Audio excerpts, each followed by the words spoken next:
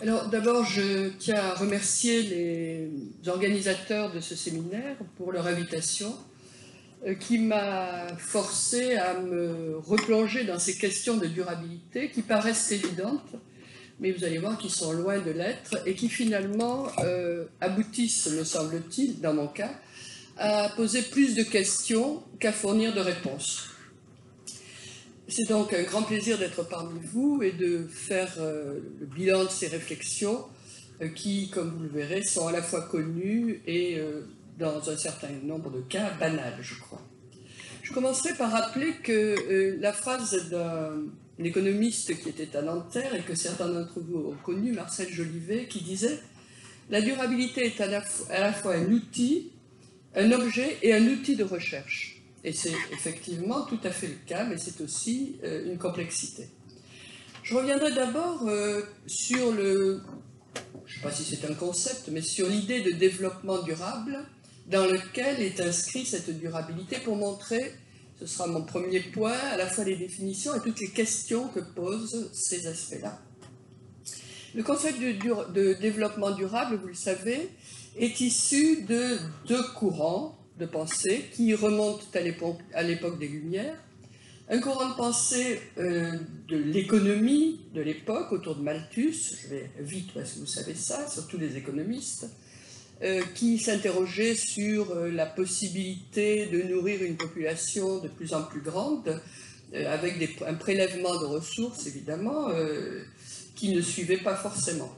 Dès cette époque-là, je rappellerai que les visions sont déjà différentes, puisque l'école de Condorcet, par exemple, insiste sur le futur bien-être ou l'augmentation d'un mieux-être grâce à la technique et à la science qui s'amorce. Le deuxième courant, c'est le courant de protection de la nature, qui lui trouve son origine et son développement au XIXe siècle, avec en particulier les Américains et d'ailleurs le monde protestant pour l'essentiel. Ce double courant, gêné par les guerres, etc., va fusionner, va se rencontrer plutôt au XXe siècle, et plutôt vers la fin du XXe siècle, avec la conférence de Rio et ses préparations. On peut déjà mettre la conférence de Stockholm en 1972, mais le développement durable, la notion même de développement durable apparaît en 1987 sous la plume de l'Union internationale de conservation de la nature, l'UICN. Puis cette idée prend son envol à partir de Rio, de la conférence de Rio de 92. Rappelons que dans le développement durable, avant de parler véritablement de durabilité, il y a déjà développement et qui se distingue en principe de la croissance, tous les économistes savent ça, et néanmoins ce terme pose beaucoup de problèmes, et cette relation à la croissance pose beaucoup de problèmes. Rappelons qu'en 1972, lors du congrès de Stockholm, Ignacy Sack a proposé la notion d'éco-développement, ce qui rentre bien dans notre problématique. L'auteur récusant à la fois le halte à la croissance et le rapport Meadows de 72 avec le Club de Rome, et il récuse aussi une croissance continue impliquant beaucoup de ressources sur la planète et beaucoup de ressources qui, évidemment, ne sont pas toutes durables. Son discours, son analyse est fondée sur trois principes que je vous rappelle: l'autonomie des décisions et la recherche des modèles propres à chaque contexte historique, culturel, écologique. Deuxième point, la prise en charge équitable des besoins de tous les hommes. Et troisièmement, la prudence écologique, la recherche d'un développement en harmonie avec la nature. C'est l'ancêtre du développement durable. Et déjà, on y trouve l'essentiel des idées du développement durable. Mais cet ancêtre du développement durable, vous le savez, a été fortement récusé par les Américains, inquiets de son impact possible sur l'économie libérale, et ces idées n'ont pas eu de suite immédiatement. En fait, qu'est-ce que le développement durable? Est-ce que c'est une manière de comprendre le monde? Est-ce que c'est une théorie, une idéologie, une série de normes ou d'éléments à appliquer pour répondre à des questions posées par l'évolution de la planète? Tous les auteurs rappellent qu'il est souvent plus facile de définir ce qui n'est pas durable que ce qui est durable, le développement durable. En fait, le développement durable, pourtant, a eu, depuis 1992, un beau succès. Il a percolé à peu près partout, chez les politiques, au niveau des États, au niveau, bien sûr, des organisations internationales avant, au niveau des États, jusqu'au niveau du local, et de l'enseignement et des firmes également, qui ont verdi leurs pratiques. Parfois, ça n'est que du greenwashing, mais pas toujours. Et ce développement durable, est-ce que c'est finalement, pour certains, c'est un pléonasme, tout développement a pour but d'être durable, et pour d'autres, un oxymore, c'est-à-dire qu'il y a incompatibilité entre développement, qui implique croissance, et durabilité des ressources notamment. Alors, il est aussi rejeté par certains parce que le développement durable entre, depuis 1992, dans le système capitaliste. Or, pour certains, évidemment, ceci est incompatible. Le développement durable, alors je vous ai rappelé les étapes, mais je ne les développe pas, je vous laisserai tout ceci parce que je n'ai pas le temps, bien entendu. En tout cas, voilà un monde nouveau et les questions, quelques questions et quelques définitions. Je rappelle que le développement durable, et c'était déjà en filigrane dans l'éco-développement, c'est les fameux 3 piliers que tout le monde connaît, le pilier social, environnemental et le pilier économique. Et la définition, vous la connaissez, c'est le développement qui répond aux besoins du présent sans compromettre la capacité des générations futures à répondre aux leurs. Alors ça paraît évident, hein, mais quand vous creusez un peu, déjà, définir les besoins. Définir aussi la réponse des générations futures. Les générations futures, c'est quoi? C'est un siècle, une génération, beaucoup plus. Donc, déjà, il y a là de très nombreuses questions. Je reviendrai donc sur quelques aspects en rappelant que depuis 1992, le développement durable a été essentiellement, alors pas pour les économistes tout à fait, mais globalement pour le grand public, pour des chercheurs aussi, synonyme d'écologie, de protection de la nature. C'est le volet environnemental qui a été véritablement le principal, avec la réflexion sur la biodiversité qui vient un peu plus tard. Les dimensions économiques sont traitées, mais très peu exposées ou explicitées. Et quant aux dimensions sociales, elles sont totalement absentes, ou à peu près. La dimension environnementale, c'était quoi? C'est quoi dans l'esprit commun? C'est la préservation des ressources naturelles, de la biodiversité. C'est la réduction des pollutions et des émissions de gaz à effet de serre, par exemple. C'est la lutte aussi contre le changement climatique et c'est la gestion des déchets.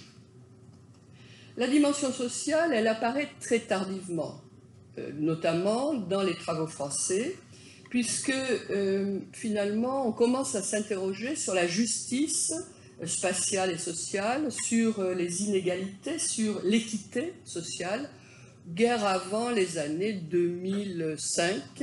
Et je rappelle l'article que nous avons écrit à Nanterre avec Daniel Blanchon et Sophie Moreau, qui est paru en 2009 et qui a eu un certain écho. C'était pratiquement les premières fois que les géographes, notamment, s'intéressaient à ces questions. Quant à la dimension économique, l'idée, c'est, pour certains au moins, avec déjà les problèmes que je vous ai posés en termes de capitalisme ou non, c'est promouvoir une économie responsable, développer un tissu économique local. C'est beaucoup d'aspects qui nous relient dans cette question à l'économie sociale et solidaire aussi, avec notamment en France la loi de 2014. Autre caractéristique, autre état des lieux, ces trois piliers sont généralement envisagés séparément. C'est-à-dire qu'on va travailler en biologiste sur l'état de la biodiversité à tel endroit. On va également protéger la nature sans toujours s'intéresser aux autres piliers qui composent le développement durable, aux autres aspects composant le développement durable. Ah, peut-être je vais l'éteindre, hein. Je ne sais pas, vous m'entendez au fond si je parle comme ça? Je n'ai pas besoin de ça, alors. Très bien. En fait, l'articulation des trois aspects économiques, sociaux, environnementaux doit aussi s'appuyer sur les grands principes qui fondent le développement durable. Je vous les rappelle, ces grands principes. Le principe de solidarité entre pays, entre peuples, entre générations, qui renvoie finalement là à l'aspect plutôt social. Le principe de précaution, sur lequel je ne vais pas épiloguer, simplement dire qu'il est discuté, parce que ce principe de précaution peut aboutir à bloquer toute innovation par crainte du futur. Le principe de participation de chacun pour assurer la réussite des projets durables, et le principe de responsabilité, je ne les ai pas classés, hein, de chacun, citoyen, industriel, politique, pour aller vers la durabilité. Voilà un peu le point sur les idées, finalement, que l'on se fait souvent du développement durable. Maintenant, je voudrais aborder l'autre notion qui est la durabilité, qui est celle constituant le cœur de la question.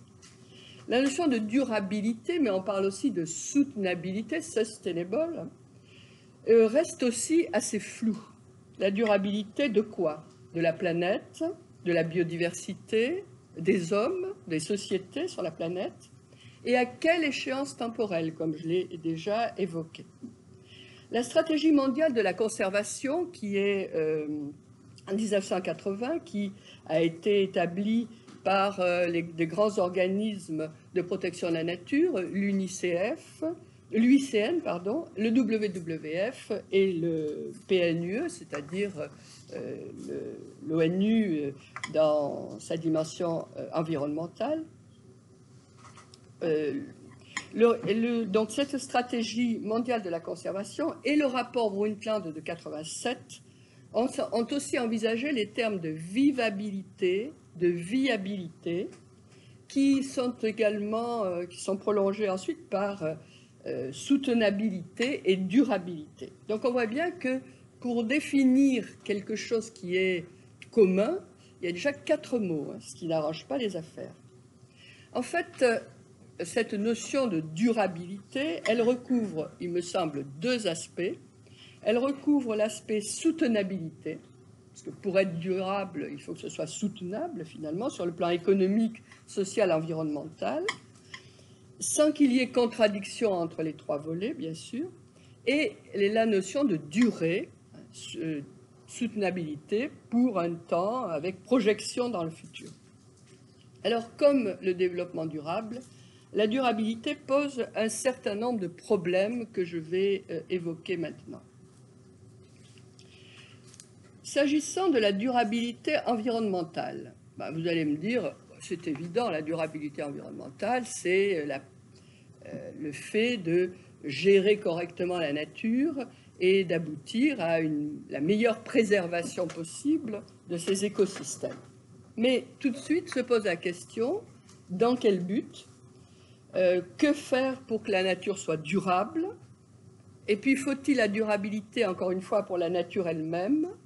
Pour la conserver intacte, je rappelle que c'est toute une pensée qui a été très importante dans les années 80, 90 et parfois au-delà, avec d'ailleurs la réintroduction de l'ours, du loup, pourquoi pas du mammouth dans le futur. Durabilité pour les sociétés.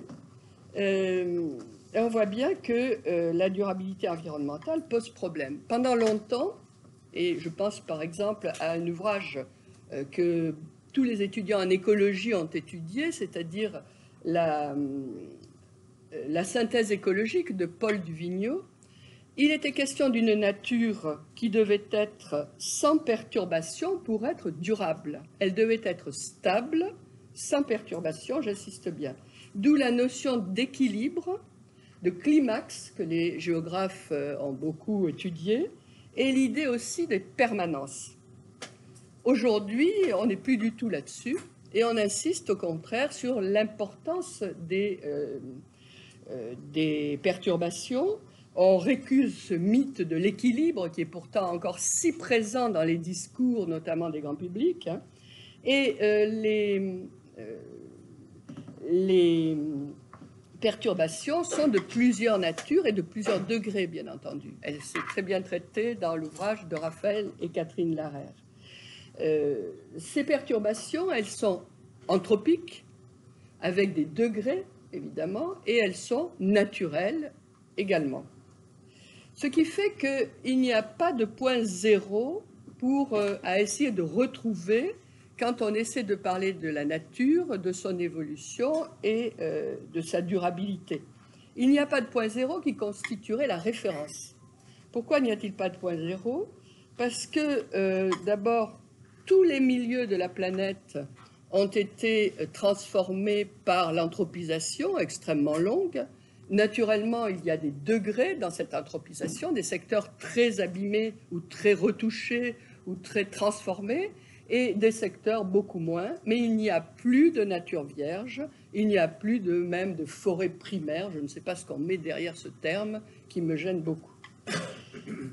Donc ça, c'est le premier point. Et deuxième point, la nature, toutes les composantes de la nature et la planète elle-même évoluent sans cesse à des rythmes et selon des temporalités qui sont spécifiques à chaque composante et très différentes des composantes humaines.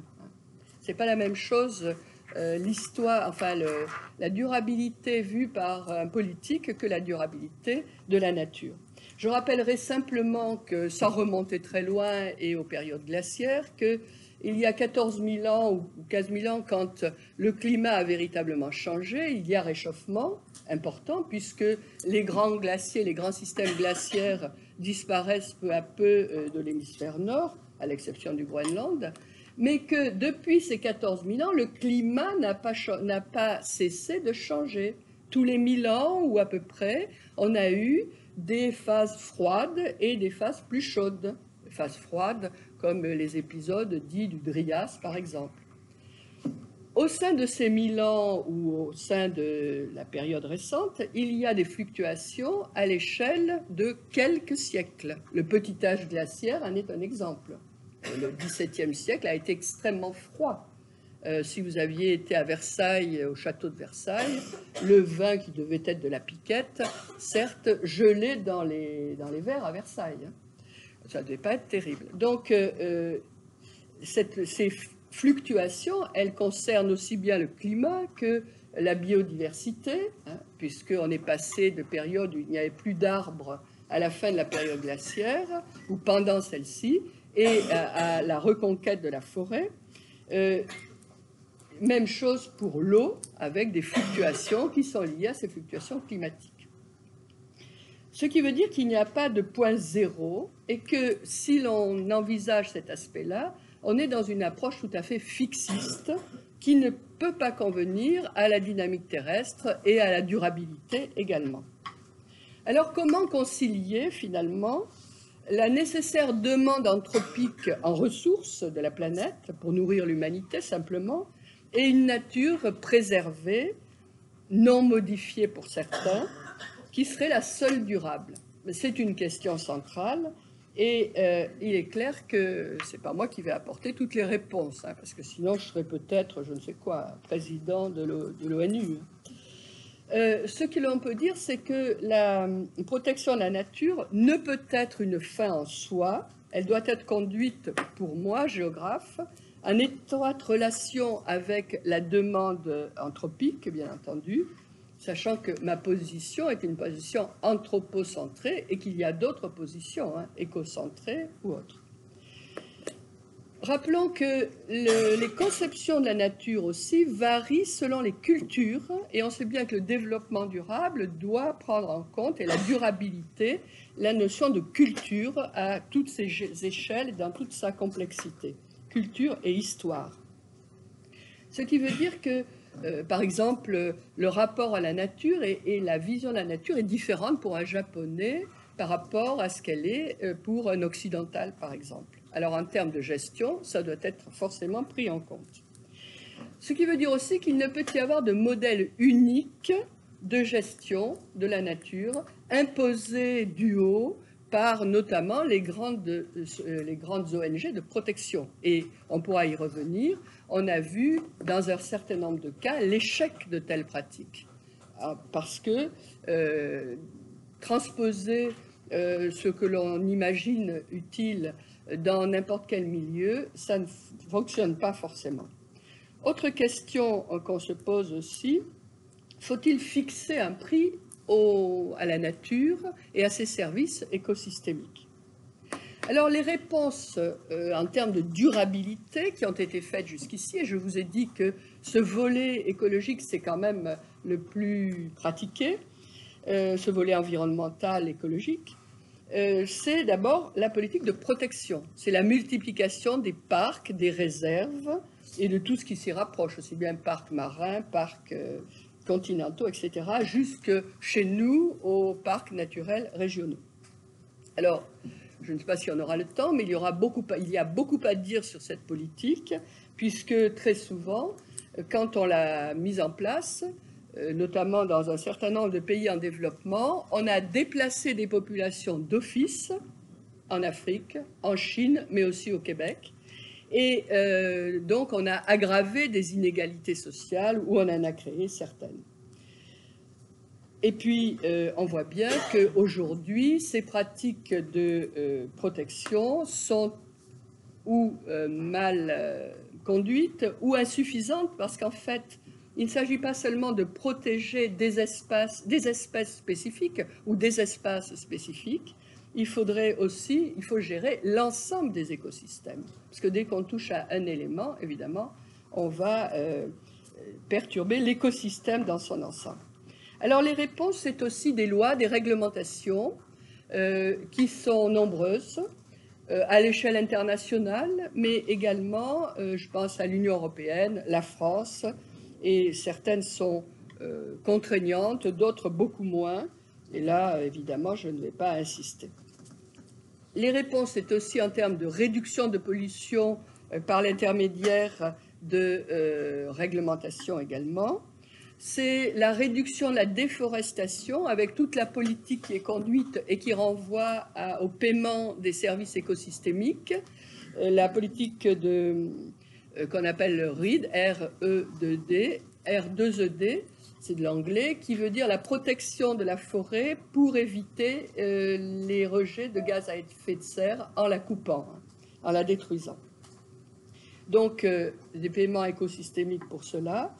Et puis, à des échelles plus grandes, c'est-à-dire sur des territoires plus fins, des questions autour de la renaturalisation, les trames vertes et bleues, si je prends le cas de la France, et jusqu'évidemment au type d'agriculture et à l'agriculture durable.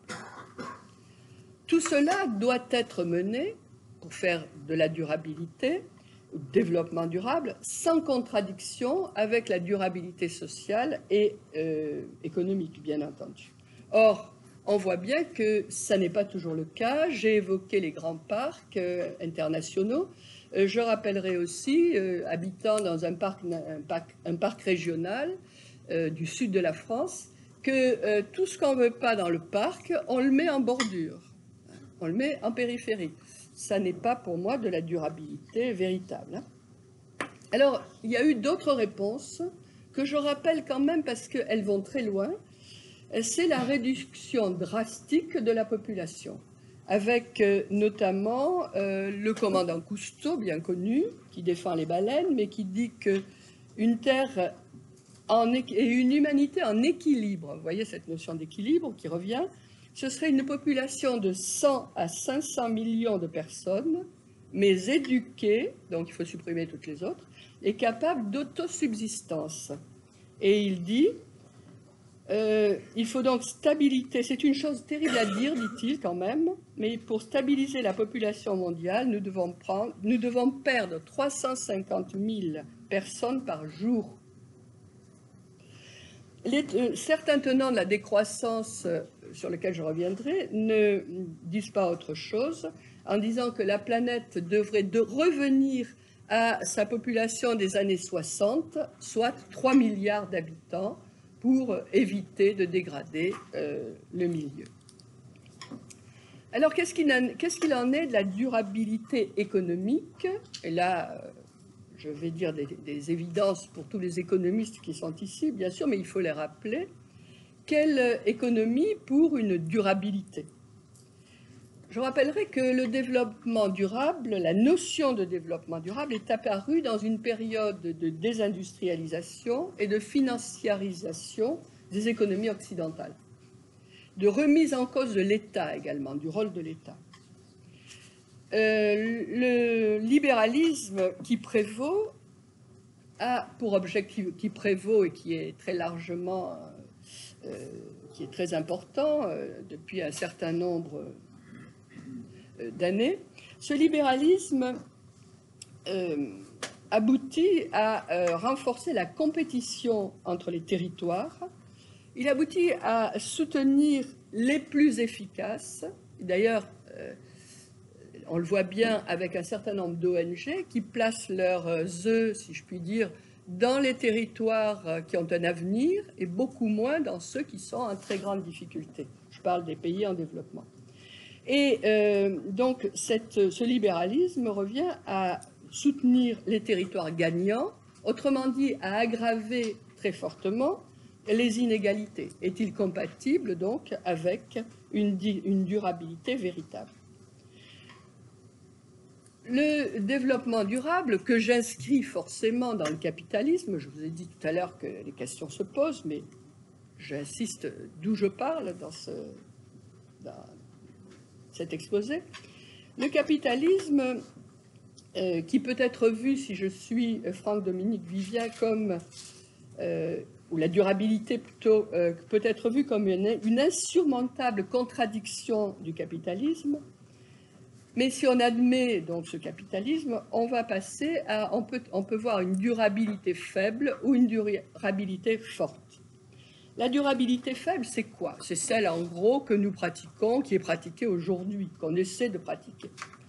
Elle implique que les différentes formes de capital, le capital naturel, et vous comprenez ce que c'est, bien sûr, issu de la nature, et le capital issu des activités humaines, ces deux formes de capital peuvent être substituables, au moins jusqu'à une certaine limite.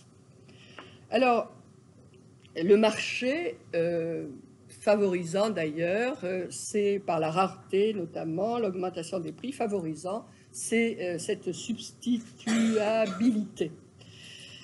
Cette conception de la durabilité faible, elle est, je vous l'ai dit, très largement utilisée aujourd'hui. Autrement dit, on peut utiliser tout le pétrole disponible, et vous savez qu'il y en a encore beaucoup, à la condition d'avoir une énergie pour le remplacer, sans penser que peut-être le pétrole pourrait servir un jour à d'autres usages pour les générations futures. Mais on ne peut pas tout substituer à tout. Je pense qu'une piscine, c'est une pièce d'eau, mais on ne peut pas la substituer à une mare, ou l'inverse, parce qu'une mare a une biodiversité qu'une piscine n'a pas. Donc on voit que déjà, en prenant ces deux exemples extrêmement schématiques, il n'est pas simple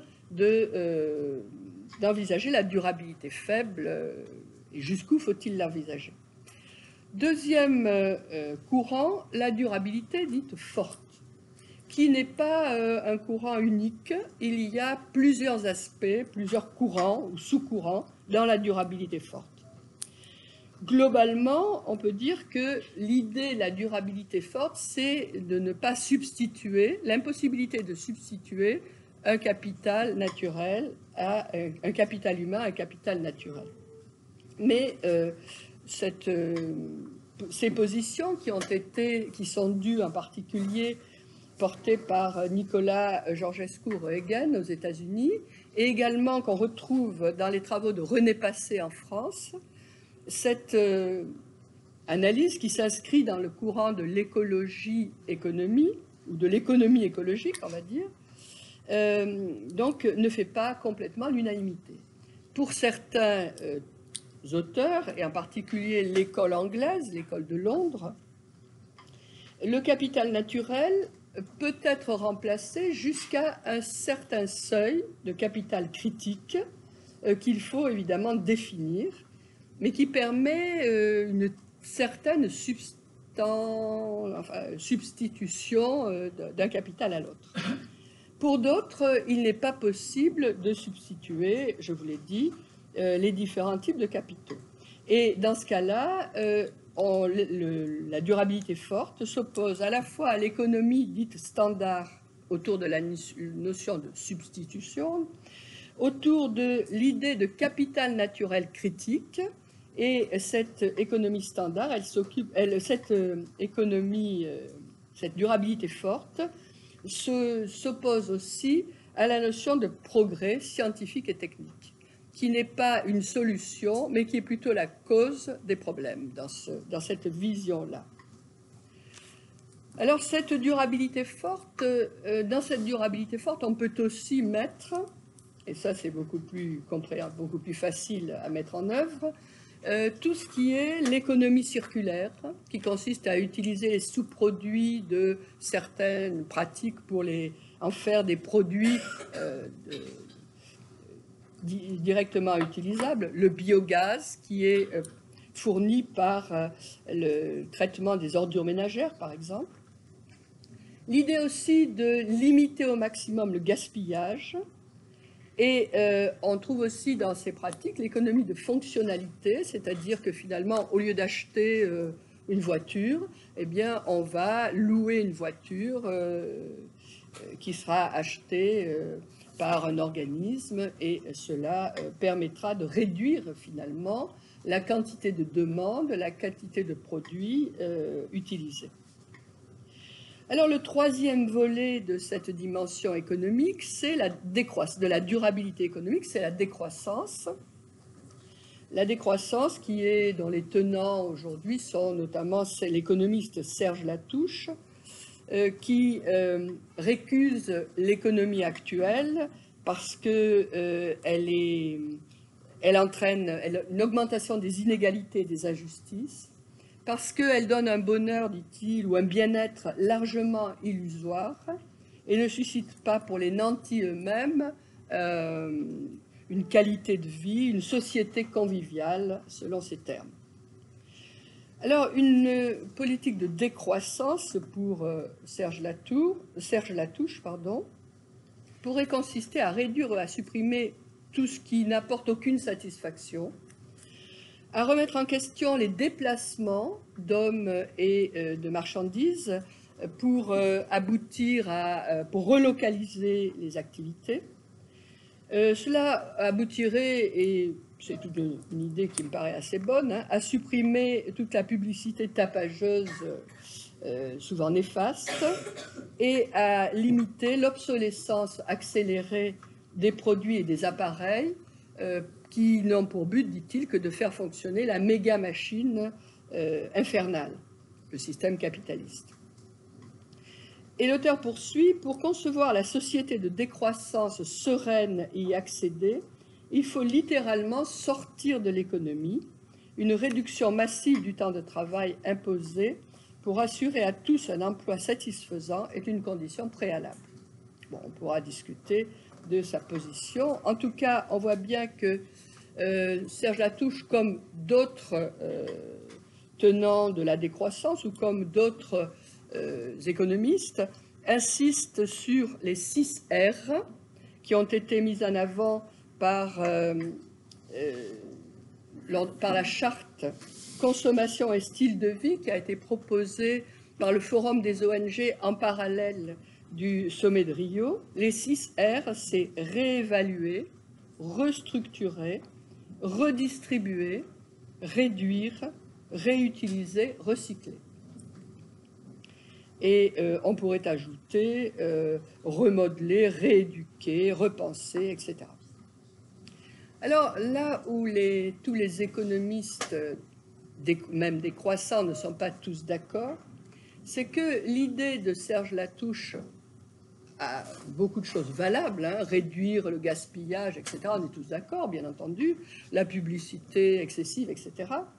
Mais que faire pour les pays où une partie importante de la population, je pense à Madagascar, à Haïti, vit avec moins de $1 par jour? Parce que Serge Latouche dit que aider les pays du Sud à sortir du sous-développement est inacceptable.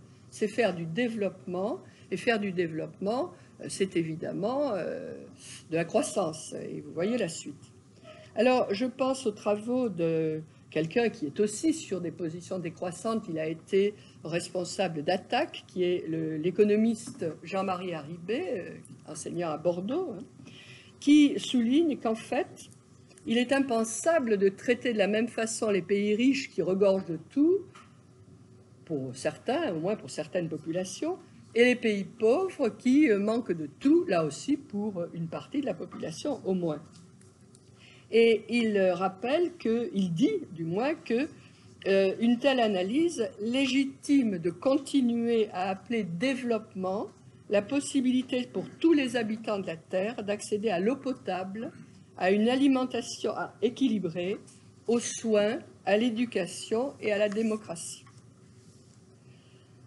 Alors, vous avez compris que ces positions des économistes sont fondamentales parce qu'elles se traduisent par des choix politiques forts. Nous sommes là, de toute façon, dans des questions politiques, bien entendu, mais en fonction des positions, la vision de la durabilité peut être extrêmement différente, du moins dans les mécanismes que l'on peut mettre en œuvre pour l'atteindre. Ces positions, donc, sont aujourd'hui encore, en 2019 tout à fait, sont encore à creuser s'agissant du Sud. Que faire pour les populations les plus pauvres du Sud? Et là, je vous renvoie à l'ouvrage de Malcolm Ferdinand, qui vient de paraître à la fin de 2019, qui s'appelle, qui concerne la pensée décoloniale, c'est-à-dire qu'aujourd'hui, il propose une autre compréhension de la crise écologique liée à ce que l'auteur nomme un habité colonial de la Terre. Donc, il remonte pour expliquer les dysfonctionnements et peut-être pour trouver des solutions à la durabilité dans cette voie. La durabilité sociale, troisième point, est-ce que c'est plus simple? La durabilité sociale, c'est en fait le parent pauvre du développement durable, je vous l'ai dit. On a commencé à réfléchir assez tard, à la suite des travaux américains, notamment en termes d'équité, en termes de justice sociale, intégrant le bien-être des individus d'aujourd'hui comme ceux des générations futures. Mais je vous l'ai dit, c'est quelque chose de très récent et c'est plutôt un leitmotiv dans les discours que quelque chose qui est véritablement pris en compte. En fait, la durabilité sociale en est encore plutôt à ses balbutiements, me semble-t-il, et elle est difficile à mesurer, elle est difficile à analyser. La durabilité sociale, si on fait une analyse bibliographique, renvoie à deux aspects, le capital humain et le capital social. Le capital humain, qui a été défini par des économistes américains dans les années 60, autour de Schultz et de Becker, recouvre, je cite l'OCDE, l'ensemble des connaissances, qualifications, compétences et caractéristiques individuelles qui facilitent la création du bien-être personnel, social et économique. Le capital humain constitue un bien immatériel qui peut faire progresser ou soutenir la productivité, l'innovation, l'employabilité. C'est la définition de l'OCDE. Il faudrait évidemment analyser chaque terme, ce que je ne vais pas faire là, faute de temps, bien sûr. Et il y a des économistes ici beaucoup mieux placés que moi. Des travaux américains plus récents, de Samuelson notamment, rajoutent que ce capital humain constitue le stock de connaissances techniques et de qualifications caractérisant la force de travail d'une nation et résultat d'un investissement en éducation et en formation permanente. On rejoint d'ailleurs là le capital social. Alors vous avez compris que mesurer cela, c'est peut-être pas toujours très facile, hein. Le capital social, lui, il a été défini dès le début du XXe siècle et repris dans des travaux plus récents, aux alentours de 2000. Il désigne ces éléments, je cite, ces éléments tangibles qui comptent le plus dans la vie quotidienne des gens, la bonne volonté, la sympathie, les rapports sociaux entre les individus et les familles, qui composent une unité sociale. En fait, c'est l'idée de l'importance des réseaux, des associations, du partage des valeurs communes. L'attitude des générations actuelles, des générations présentes, en matière de consommation, d'accumulation du capital, notamment humain et social, est donc considérée comme devant conditionner, positivement ou négativement, le bien-être des générations futures. Bon, mais dont les besoins demeurent inconnus, et c'est quand même, là aussi, presque un a priori. Ce que l'on peut dire, c'est que des politiques et des actions peuvent renforcer le capital social par la protection, la redistribution sociale. Ça montre déjà des pistes que l'on peut prendre pour augmenter ce capital social.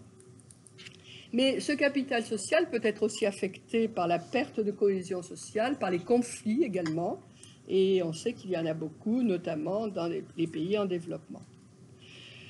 La durabilité sociale peut être victime de politiques de renforcement, de politiques souhaitées de renforcement social, mais par des programmes mal conduits, par exemple, passer pour certaines populations à une agriculture de rente peut, dans certains cas, aggraver les inégalités et augmenter la pauvreté d'une part au moins de cette population.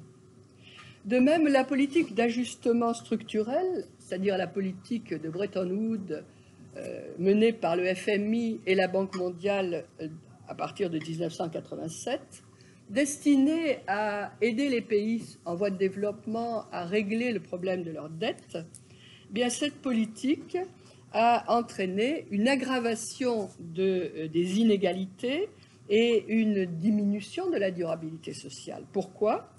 Parce que, en compensation de l'aide pour la dette, elle a imposé une politique libérale importante, la privatisation du secteur public, une politique d'austérité, la libéralisation de l'économie, et ceci a fortement aggravé la situation dans beaucoup de pays, alors même que la croissance économique augmentait. L'économie ultralibérale a abouti, mise en œuvre dans les années 80, a abouti aussi bien dans les pays en développement que dans certains pays riches, a augmenté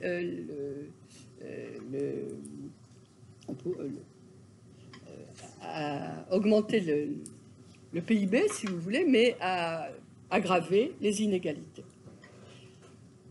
Alors, la durabilité sociale, pour conclure, j'ai oublié de dire que ces aspects ont été très fortement dénoncés, notamment par Joseph Stiglitz dans ses travaux. La durabilité sociale doit contribuer en fait à améliorer le bien-être des personnes, comme celui des générations futures, par accroissement du stock disponible sous différentes formes, le capital physique, c'est-à-dire les équipements, notamment, le capital financier, l'épargne, etc., le capital naturel, les ressources de l'environnement, et le capital humain, l'éducation, la santé, etc. Et les relations sociales également, dans le capital social au sens strict. Ainsi que les aspects culturels, politiques et éthiques qu'il ne faut pas oublier. Alors voilà déjà un premier constat sur, vous l'avez vu, toute une série de questions qui se posent sur la durabilité environnementale, écologique donc, et sociale et économique, sachant que pour faire quelque chose de vraiment durable, il faut relier ces trois aspects, il faut qu'ils soient interconnectés, évidemment.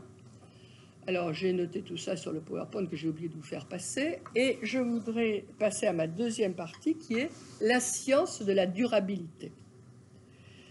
Les travaux du développement durable ont conduit à envisager une science de la durabilité qui essaie de concilier véritablement les trois piliers et qui doit se traduire dans des pratiques d'aménagement durable. Alors, comment est arrivée cette science de la durabilité qui est toute récente, puisqu'elle a vu le jour entre 1995 et 1999 aux États-Unis, dans le cadre de la commission sur le développement durable qui a été créée par le National Research Council avec l'Académie des sciences américaines. Cette commission devait envisager le développement durable, ses limites, ses problèmes, et a mis en avant l'idée qu'il fallait créer une science de la durabilité. Donc ce groupe était composé de 25 scientifiques, présidé par un physicien, et avec deux vice-présidents, un géographe et un écologue.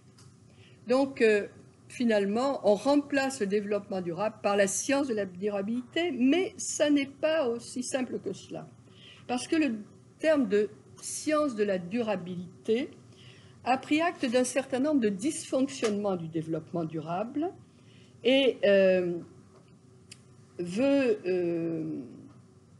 ne renvoie pas à une discipline comme la physique, par exemple, structurée avec des méthodes applicables partout, etc., mais renvoie à des préoccupations scientifiques et techniques ou technologiques orientées vers la durabilité, des préoccupations.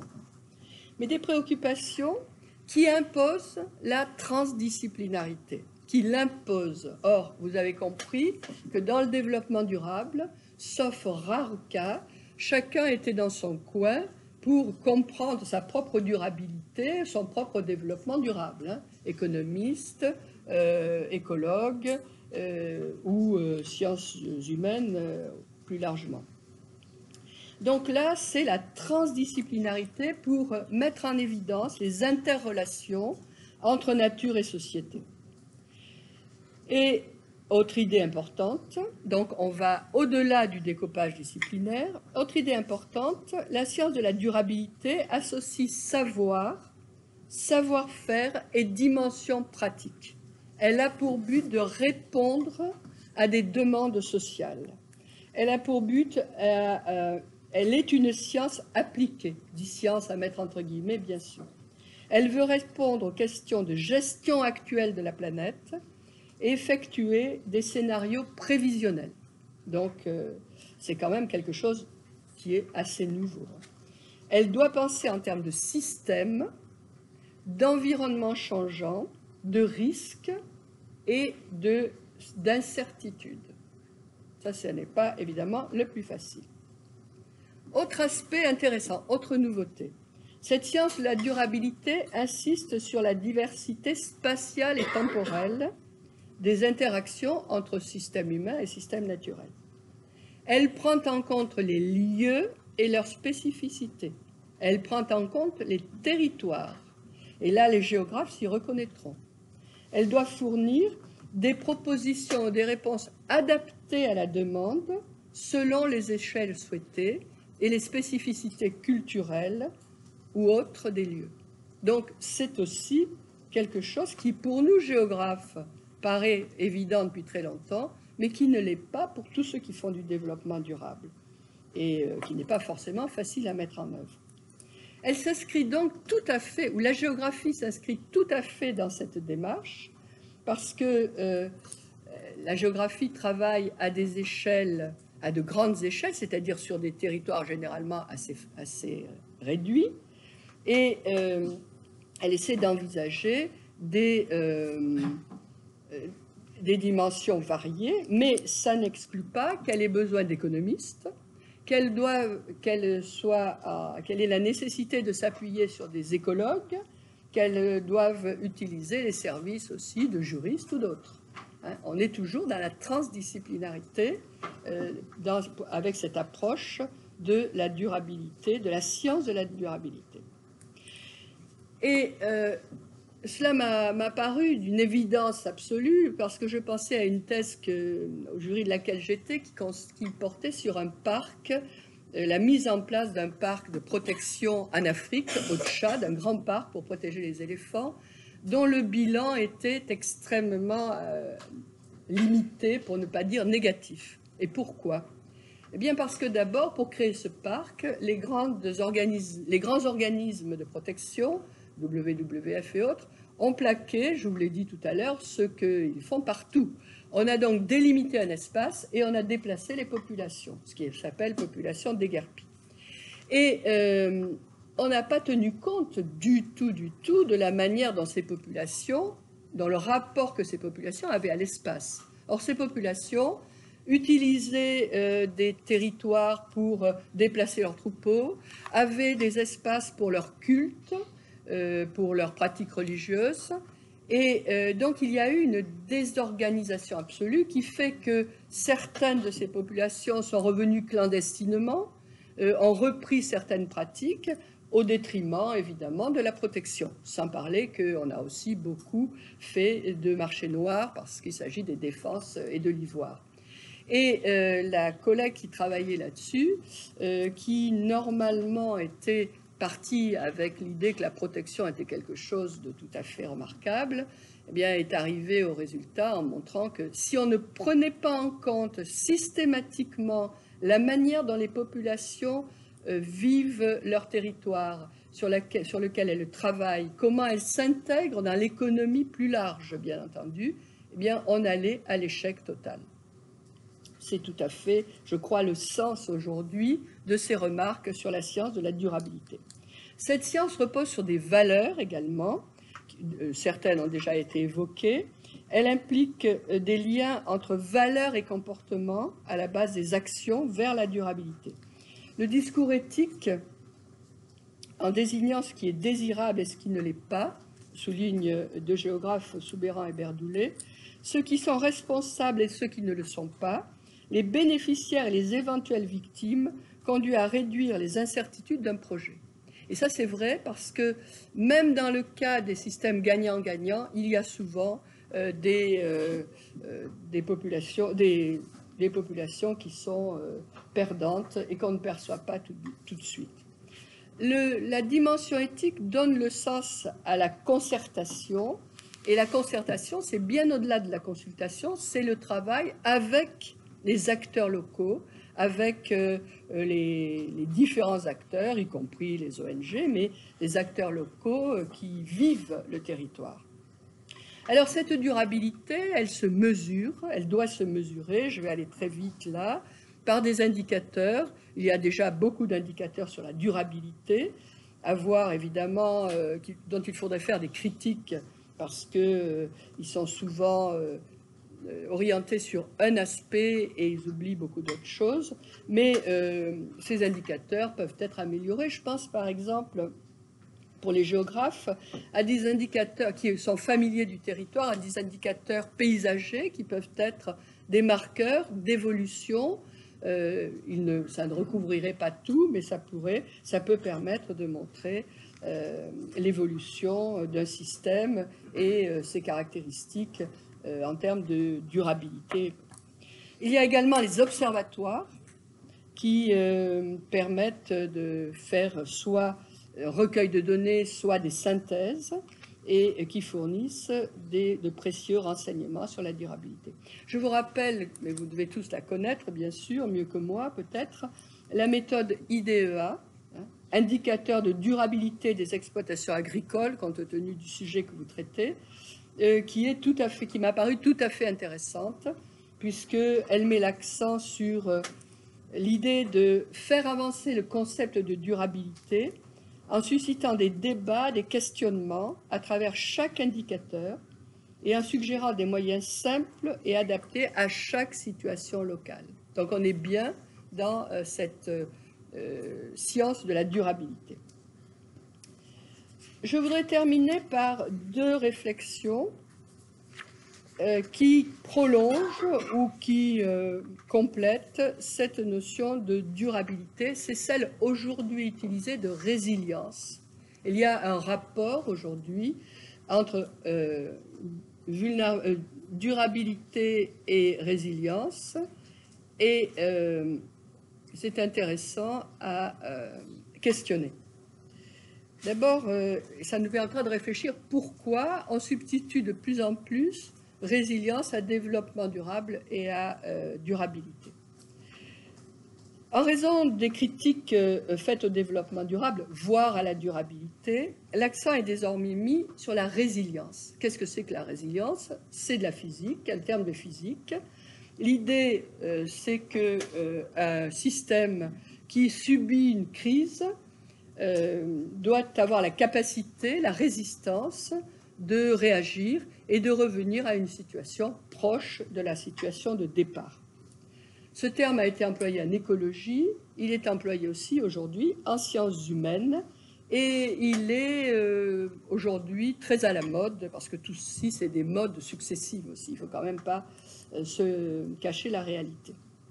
Alors, la durabilité aujourd'hui inclut pour beaucoup vulnérabilité et résilience. Vulnérabilité et résilience qui sont opposées. La vulnérabilité, c'est la fragilité. La résilience, c'est au contraire une forme de résistance.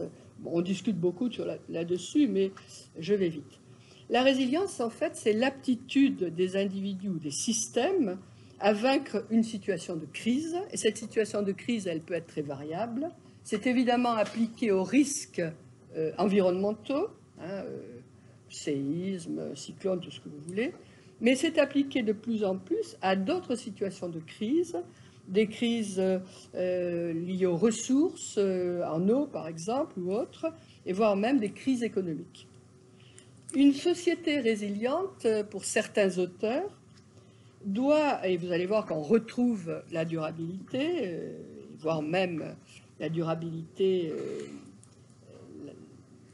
une durabilité forte, une société résiliente doit savoir anticiper, faire face à la crise dans un contexte de sobriété, j'ai noté entre parenthèses qui reste à définir, conduisant à produire moins en optimisant les productions et la consommation, autrement dit réduire le gaspillage, et dans un contexte de meilleur partage des ressources.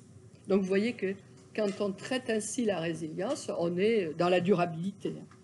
La résilience insiste aussi sur la place que doivent prendre les citoyens, les populations, les individus, qui doivent se préparer à la crise, savoir l'anticiper et savoir aussi la gérer.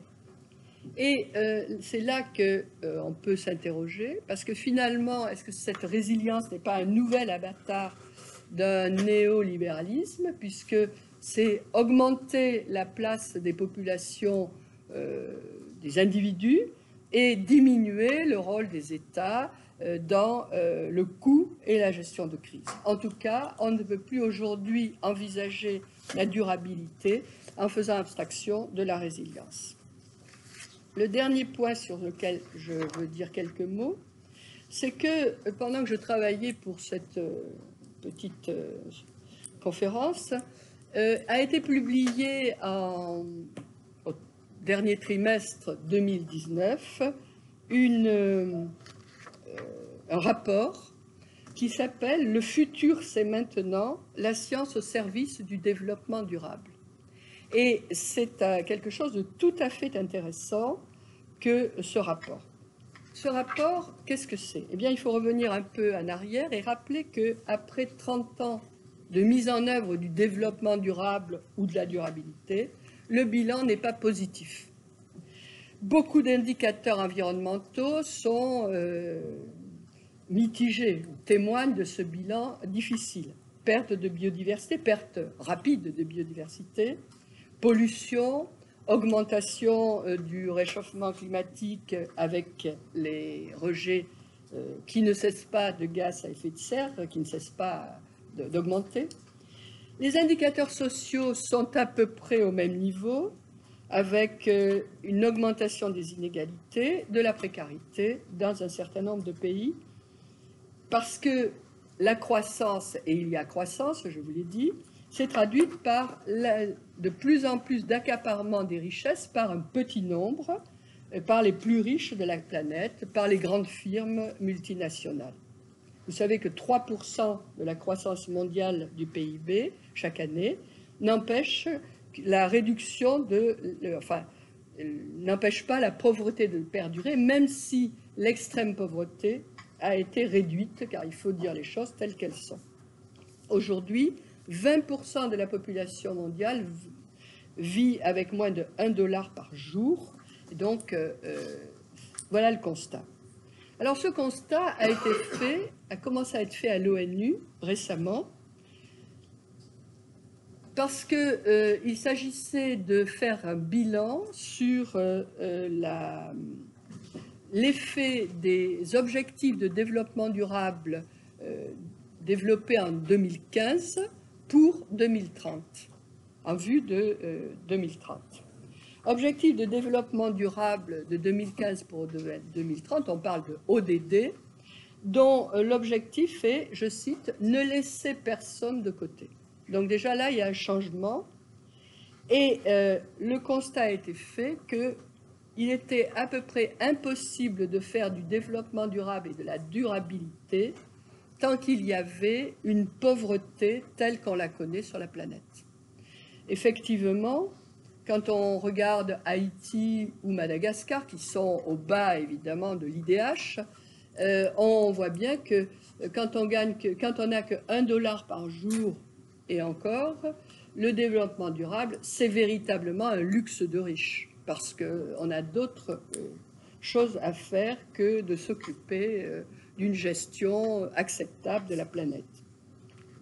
Alors, l'ONU a commandé un rapport à 15 scientifiques indépendants, c'est-à-dire ce ne sont pas des gens qui font partie de l'ONU, mais qui ont été nommés, en quelque sorte, retenus par 15 États membres de l'ONU.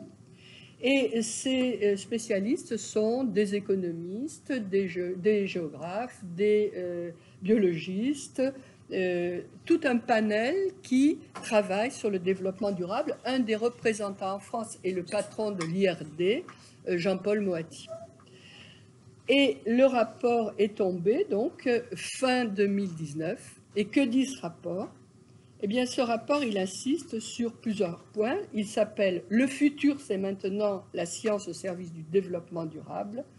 Ce rapport conclut que le modèle actuel de développement durable, n'est pas durable et que les progrès réalisés risquent d'être, les quelques progrès réalisés, il y en a quand même, risquent d'être complètement annulés dans les années à venir par l'aggravation des inégalités sociales notamment.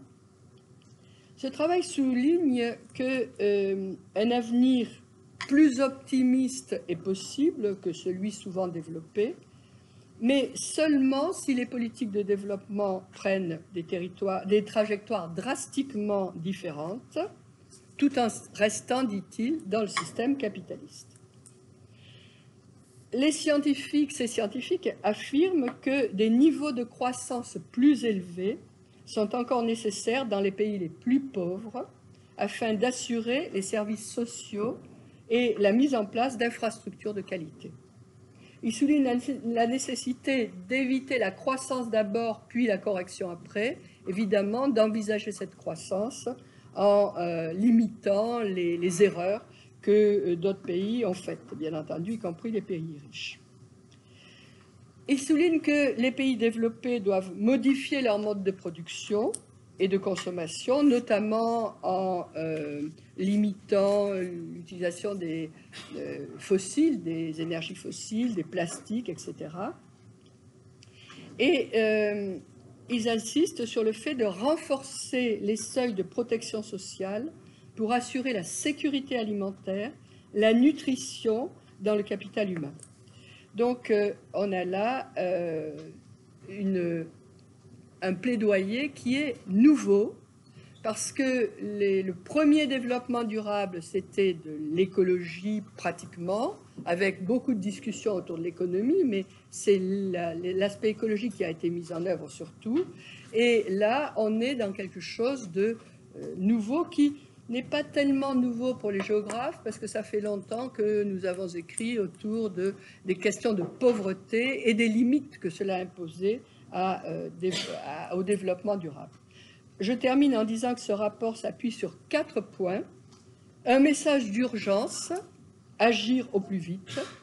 Un message insistant sur les interactions nécessaires entre les ODD, sur la transdisciplinarité encore une fois, et non pas sur le fait de travailler que sur un ou l'autre ODD. Oh là là, je suis horrible, j'oublie de vous montrer ça. Les ODD. Voilà. Et vous en avez la liste, il y en a 17, avec des tas de sous-catégories. Donc, travailler sur les interrelations entre ces différents objectifs du développement durable. Troisièmement, orienter les financements, orienter les placements vers des activités durables et non financement d'activités qui vont dans l'autre sens. Enfin, autre point, c'est l'importance de la science et de la technologie, qui peuvent être une source de problèmes, mais qui sont toujours une source qui aide pratiquement toujours aux solutions. Pour parvenir à ces changements fondamentaux, le rapport de 2019 insiste sur la nécessité de construire une nouvelle coalition qui pourra agir facilement dès lors que l'on a des certitudes scientifiques et un consensus politique. Là, ça marche bien. C'est par exemple déjà le cas pour la gestion des déchets, le traitement des déchets, même si ce n'est pas toujours fait parfaitement, surtout dans les pays même dans les pays développés. Cette coalition aura plus de mal dès lors que l'on a des certitudes scientifiques, mais qu'il n'y a pas de consensus politique. C'est par exemple tout ce qui concerne la mise en œuvre des taxes environnementales, la taxe carbone, etc. On a vu les suites. Et la coalition aura beaucoup de mal et devra beaucoup travailler quand il n'y a ni consensus scientifique, ni consensus politique, bien entendu. Alors, je termine par 2 mots de conclusion pour dire que des remarques précédentes que vous connaissiez tous, je pense, ressort la nécessité de changements dans nos pratiques, pour les pays en développement et dans les pays pour les pays développés, industrialisés, et dans les pays industrialisés, évidemment, encore faut-il différencier les populations selon leur niveau économique. Mais changement dans nos pratiques, dans nos usages des ressources, avec toute la question des limites qui se posent, et tout ceci dans des systèmes politiques qui sont discutés. J'insisterai sur le fait qu'en dépit de ces notions floues, aussi bien de développement durable, de durabilité, de résilience, qui les rendent parfois difficilement opérationnelles, on voit bien que se dessine néanmoins la nécessité d'un travail transdisciplinaire et la nécessité d'associer le travail scientifique, la connaissance et la pratique, parce que les modèles doivent servir, y compris à cela, à aider les populations à vivre et à mieux vivre en tout cas. L'autre idée qui m'apparaît, c'est cette nécessité absolue d'envisager la situation aussi à l'échelle mondiale avec ces questions de pauvreté qui, évidemment, ne peuvent permettre la durabilité que nous souhaitons et qui n'est pas la durabilité de la pauvreté, précisément. Je terminerai en disant que la place de la géographie dans ce cadre m'apparaît prometteuse parce qu'elle a depuis très longtemps, la géographie, une grande pratique dans les pays en développement et dans le monde tropical. Et je repensais aux thèses de nos grands maîtres, la professeure à Nanterre ou à Paris 1, Sauter, Pélissier, etc., qui faisaient des analyses fines des trajectoires agricoles, des pratiques agricoles, des relations au territoire. C'est cela probablement qu'il faut refaire en intégrant bien entendu toutes les nouveautés, la modélisation, etc., et en travaillant de concert avec d'autres spécialités absolument nécessaires. Mais nous savons faire cela et je crois qu'il faut le mettre en œuvre au plus vite. Je vous remercie.